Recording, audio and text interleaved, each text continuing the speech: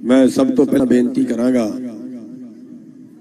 कि आपां ने अज शहीदां दी याद दे विच ये प्रोग्राम किया है ते आपां नूं सब तो पहला उन्हां शहीदां नूं जिहड़े साडे वास्ते धरनियां ते बैठे अपनी जिंदगियां वार गए ने उन्हां नूं श्रद्धांजलि देनी चाहिदी है।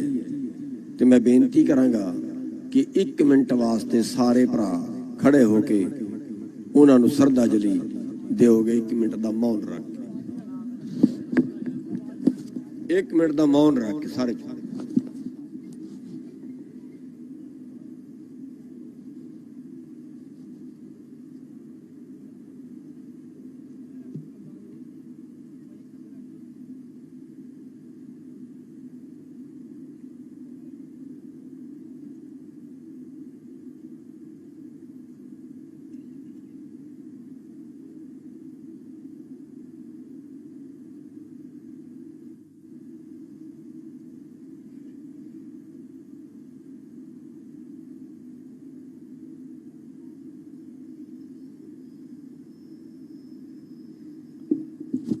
बोले सो निहाल। बह जाओ सारे भी,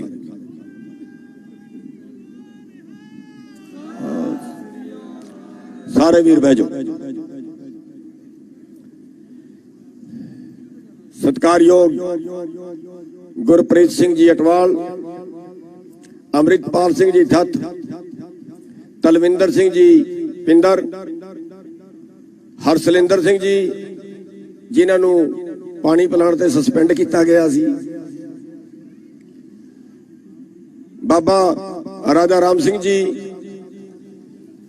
मेरे नाल आए मिशन पंजाब दे काम कर रहे पूरी टीम, श्री रिशपाल सिंह जी जोड़े माजरा, श्री रिशपाल राजू जी, हरसरण सिंह जी, सुखबीर सिंह जी शालीमार, बोड़ सिंह जी, सुखविंदर कोटली जी, विनर जी, सतनाम सिंह बागड़िया जी, ब्रिगेडियर इंद्रमोहन जी, सर्बजीत जी, एडवोकेट अमनदीप जी, सारे मेरे भरावो बुजुर्गो प्यारे बच्चों, साडियां भैणां बैठियां ने, साडे मीडिया वाले वीर, पहले तो मैनूं यकीन नहीं आया काला बकरा की हुंदा है, ते फिर जदों इत्थे आके पता लग्या, इत्थे आके होर हैरानी हुई। कहंदे ने बादल भी पींदा है, अमरिंदर भी पींदा है, होर खड़े किहड़े किहड़े पींदे ने, फिर पी के इन्हां नूं बकरा याद नहीं आया। पर तुसीं बहादुर लोग हो, तुसीं बकरा बचाया होया जी, ते बचा तुसीं पंजाब भी लेना इन्हां तों। बहादुर लोग हो तुसी, दुआबे दे तुसी पंजाब भी इन्हां तों बचाना। अज जिहड़ी हालत देश दी हुई है, पूरा देश कारपोरेट नूं बेचिया जा रहा है। ये राजनीतिक पार्टियां ने रहियां, ये गिरोह हो गए ने। पहला चंबल दी घाटी दे विच हुंदे सी, पहला चंबल दी घाटी दे विच हुंदे सी, हुण आके साडे विच वोटां दे गिरोह बन गए ने। ते जे गिरोहां नूं वोटां पाओगे ते फिर नतीजा तुसीं जानदे हो। बई कल जिहड़ा है अमरिंदर सिंह नूं कुर्सी तो तारिया है, किहने तारिया है? तुसीं तारिया? तुहानूं पुछिआ? किसे पंजाब वाले दी सलाह लई है? नहीं लई ना। फिर लोकतंत्र काहदा होया? लोकतंत्र है ही नहीं, ये पार्टी तंत्र है। जिन्हों पार्टी ने आदेश करता वो बनाता, जिन्हों पार्टी ने आदेश करता वो लाता। ये पार्टी तंत्र है। हरियाणे दे विच अविश्वास प्रस्ताव आया, असी MLA कोल गए भी तुसी सरकार नूं डेगो, अविश्वास प्रस्ताव दे पक्ष च वोट पाओ। वो कहते जी नहीं। असी कहा क्यों? असीं तुहानूं वोटां दे के बनाया है ते तुसीं साडी गल नहीं मनदे। वो कहते जी नहीं, तुसीं नहीं सानूं बनाया। जे सानूं राजनीतिक पार्टी टिकट ना देंदी ते असीं MLA बनना ही नहीं सी। ਤੇ ਤੁਸੀਂ ਤੇ ਪਾਰਟੀ ਨੂੰ ਵੋਟ ਦਿੱਤੇ ਨੇ, ਪਾਰਟੀ ਨੇ ਸਾਨੂੰ ਟਿਕਟ ਦਿੱਤਾ, ਇਸ ਕਰਕੇ ਅਸੀਂ ਤੇ ਪਾਰਟੀ ਦੇ ਗੁਲਾਮ ਆ। ਜੋ ਪਾਰਟੀ ਕਹੇਗੀ ਉਹ ਕਰਾਂਗੇ, ਜਨਤਾ ਦੇ ਕਹੇ ਅਸੀਂ ਕੰਮ ਨਹੀਂ ਕਰਨਾ।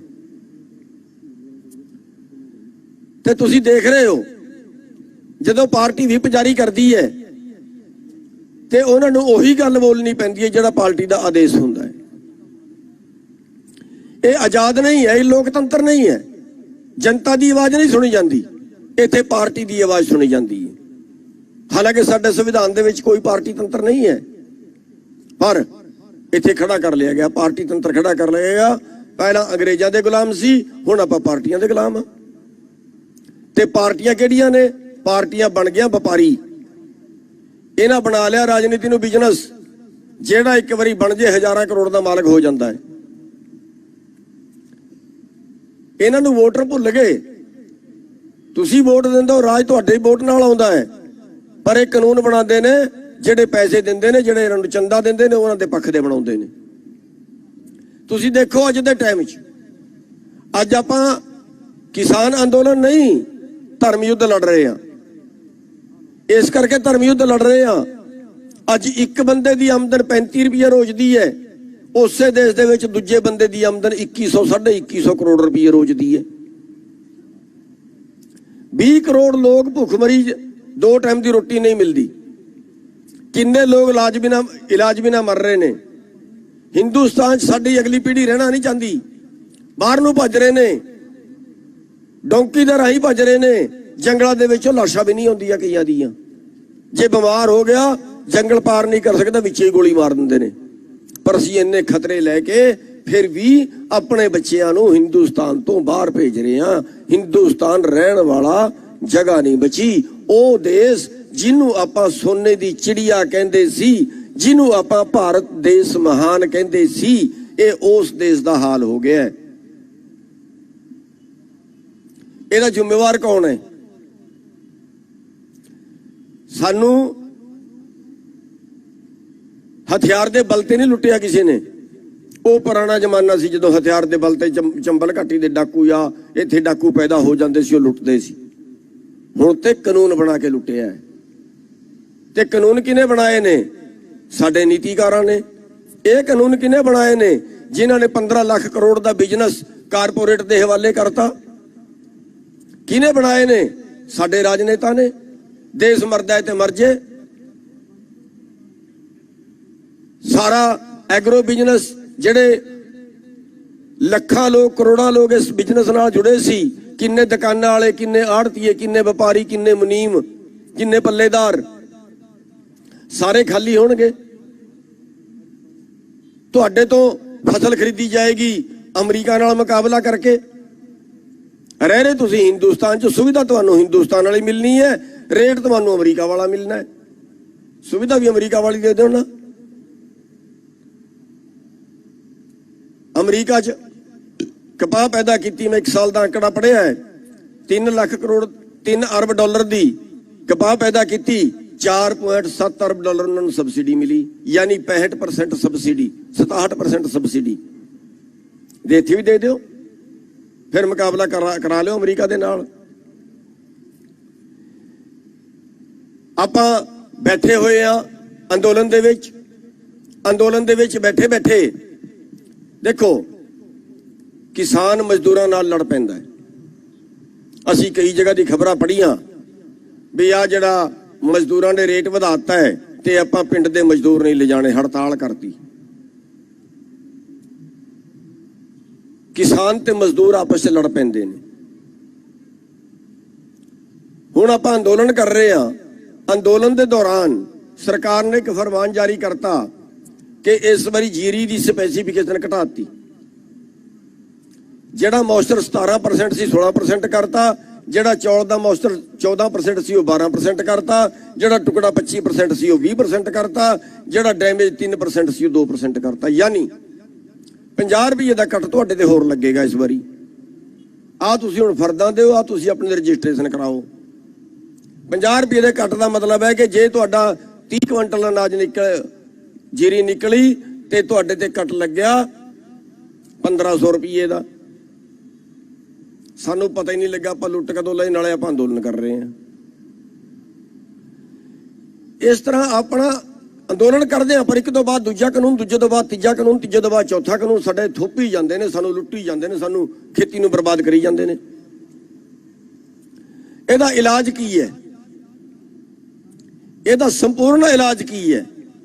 अंदोलनां नाल आपां एक केस जित लिया, 2 कानून बदलवा ले, आखिरकार फिर सानू लुटिया कानून बना के, सानू लुटिया साडे नीतिकारां ने।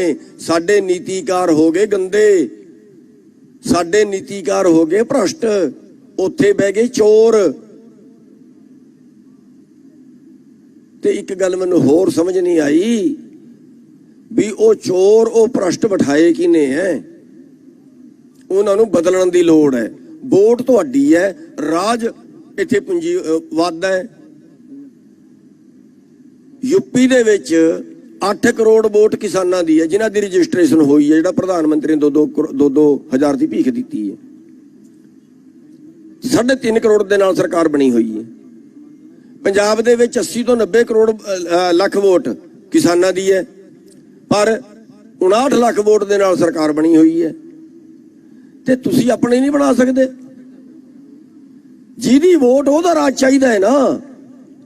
इत्थे जिहदे कोल पैसा ओहदा राज है, ते जिहदे कोल पैसा ओहदा राज तुसीं फिर बनाओगे, फिर तुहानूं बचा के डा सकदा है। उम्मीद ना रखिया जे अगे भी इसे तरह लुटोगे। उम्मीद ना रखिया जे तुहाडी तबाही तय कोई नहीं बचा सकता। इक्को रस्ता है बचाण दा, पानी दी मारी खेती पानी नाल ही हरी होएगी। इक्को रस्ता है बचाण दा, अपने विचों चंगे उम्मीदवार देख के अपने विचों उम्मीदवार खड़े कर दो, अपने विचों कैंडीडेट खड़े कर दो। इन्हां रवायती पार्टियां नूं जुत्ते मार के कढ दो बाहर।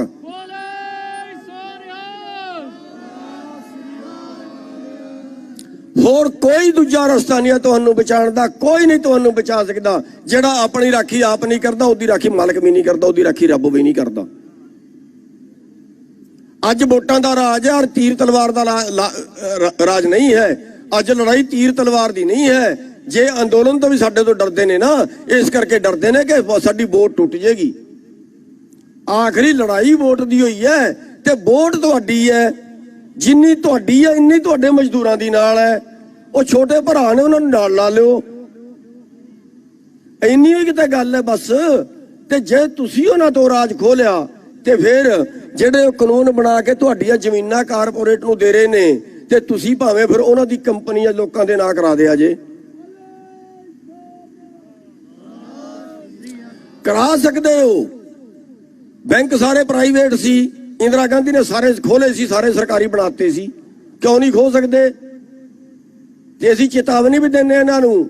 ਆ ਜਿਹੜੇ ਪੂੰਜੀਪਤੀ ਲੋਕ ਨੇ ਨਾ, ਜਿਹੜੇ ਕੋਈ ਹਵਾਈ ਅੱਡਾ ਖਰੀਦ ਰਹੇ ਨੇ, ਕੋਈ ਰੇਲਵੇ ਸਟੇਸ਼ਨ ਖਰੀਦ ਰਹੇ ਨੇ, कोई ट्रेना खरीदने ने, कोई कुछ खरीदने, रुपये की चीज चवानी च लै जाते ने। जे किते इस जनता का राज आ गया ना, सारी वापस खो लेंगे तुहाडे तो।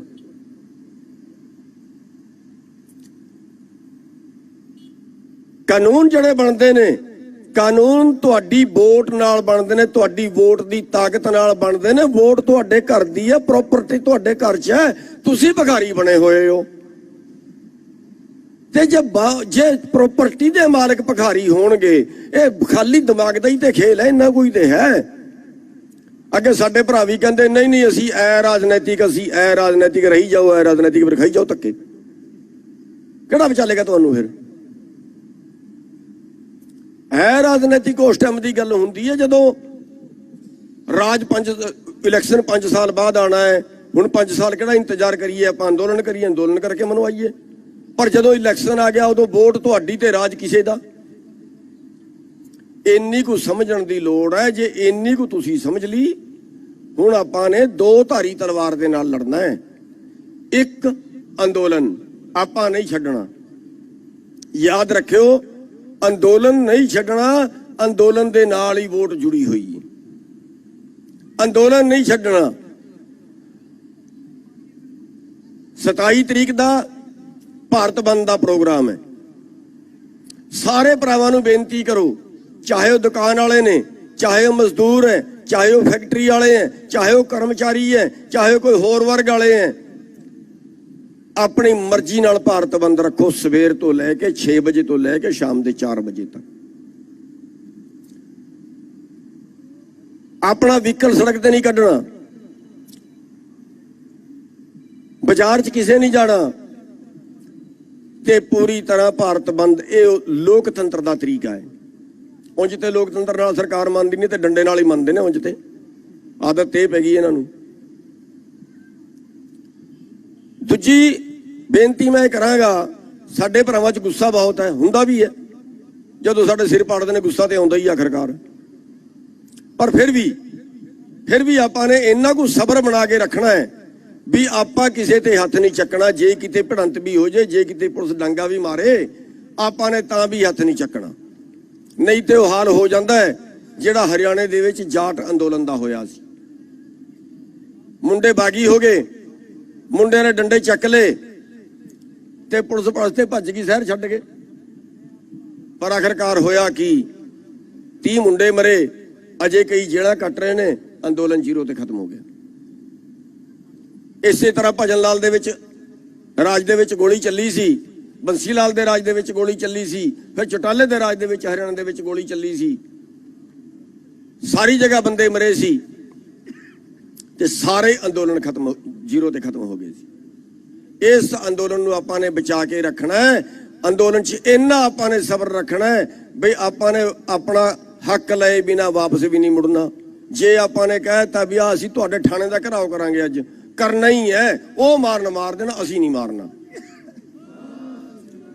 जे आपां ने यह तय कर लिया भी आपां ने अज चंडीगढ़ घेरनी है तो फिर घेरनी है। बैरी बूरी के इन्हां दे कोई नहीं काम करते किसानां दे अगे, पर असीं हथ नहीं चकना। पुलिस मार दी है मारे, साडे घरां चों ने, साडे भरा ने। इन्हां को आपां अंदोलनां दे विच सबर रखना है ते आपां सारियां ने इस अंदोलन नूं नहीं छड्डना। आपां ने दिल्ली दी हाज़री बहुत जरूरी है, बहुत जरूरी है दिल्ली दी हाज़री। ते हर पिंड चों एक सिस्टम बना के 10 बंदे दे पिंड दे उत्थे रिहाई करो। नहीं तो फिर वो जिवें लखा जी कह रहे सी बई आ सुप्रीम कोर्ट दे आर्डर नाल, आ किसी होर आर्डर नाल सानूं उठा देणगे ते मुड़ के प्रॉब्लम खड़ी हो जाएगी। ते ये भी हो सकता है कि सानू कोई कैड़ा जा फैसला लेना पै जे। साडे संयुक्त मोर्चे वाले भरा जिहड़े ने वो अजे साडी तय नहीं हुई, पर हो सकता है कल नूं कोई सख्त फैसला लेना पै जे। किते मोदी सरकार ये ना सोचे ये बस इस तरह सड़कों ते बहन जोगे ने, दो अगे वधदे ही नहीं। कल ये ना फैसला लेना पै जे भी असीं मोदी का घर भी घेर लेंगे। फिर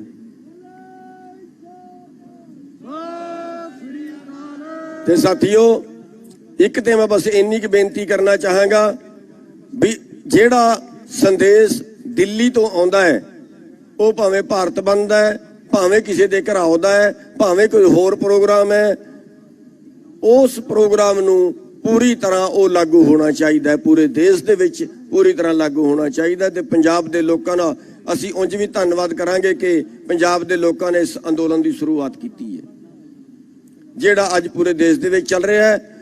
ते एक बेनती ये करांगे कि अगे इलैक्शन जेड़ा वो नेड़े आ रहा है, तुसीं हथ खड़े करके मैनूं दसो भी की किसानां ते मजदूरां नूं इलैक्शन दे विच हिस्सा लेना चाहिए कि नहीं।